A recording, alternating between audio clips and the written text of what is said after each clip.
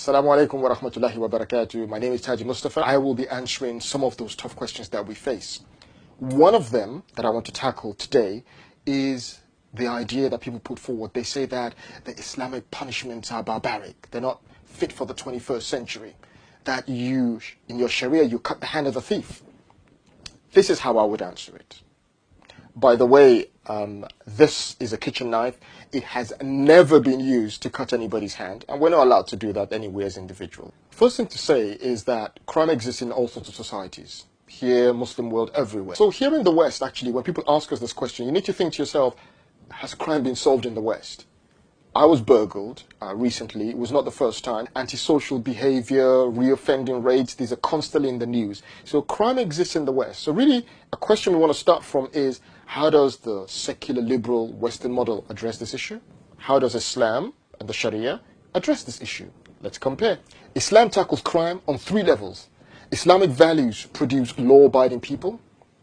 Islamic public attitudes prevent crime. Harsh Islamic punishments are a huge deterrent. Firstly, Islamic values produce law-abiding people.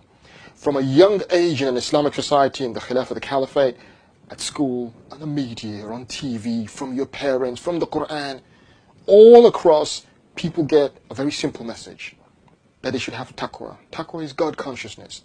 That the Creator, Allah, is watching us every time, every second.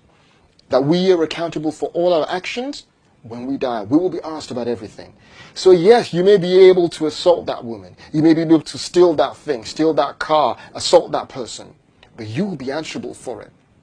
This concept, this God consciousness, leads people to be self-policing. Many non-Muslims who've lived in the Muslim world, even till now, despite all the problems in the Muslim world, many of them actually say, you know what, I felt very safe walking the streets of the Middle East compared with the streets of London. Here in the West, what do you find? What actually takes place? Instead of God consciousness, it's that if you're free to do what you want, how you want, when you want. Oh, but by the way, there are some rules. So actually, the idea people get a lot of the times, children get from TV, from the radio, from all sorts of popular culture, is freedom, is that life is about gaining things, material things. And if you think you can get away with something, why not? Many surveys have been done where people have admitted that, if they could get away with something, they would do it.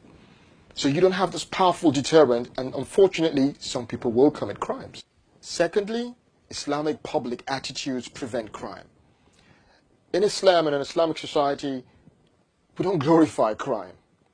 We shun, Islam teaches us to shun, to look down upon, to be disdainful of criminal activity. No ifs, no buts. You don't see on TV some movie glorifying crime. And unfortunately, that's what happens in the West. That's what happens in the West. What is the public opinion regarding crimes? Scarface, older people remember Wall Street. Remember the movie Wall Street? Golden Gecko. Greed is good. What message does that send? 50 cents, yeah? The famous rapper. What's that slogan? Get rich or die trying. It sends mixed signal. And so in society, people become tolerant. Yeah, it's bad, it's criminal, but not bad. Islam, on the other hand, is very categoric about this. And so in an Islamic society, this will make somebody who wants to steal, rape, murder, think twice, because he knows that everybody around him has the attitude that, this is disgusting. What are you going to do? How dare you do that? And that will control and stop some who want to commit crime from committing crimes. Finally, Islamic punishments are a huge deterrent. But there is somebody who, after those 2 points, still wants to go ahead and commit crimes. If he or she is caught, steal, rape, murder, whatever it is, they're taken in front of a judge. They are judged according to the high burden of proof that Islam lays down. They are found guilty.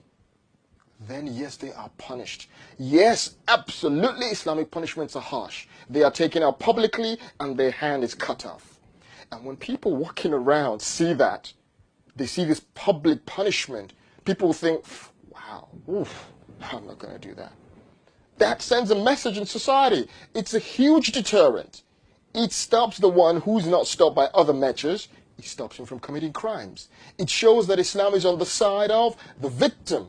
creates a society where people, old ladies can walk the streets, people can be safe, that people don't get burgled like you and I get done sometimes. So really, we should make no apologies about Islamic punishments being harsh.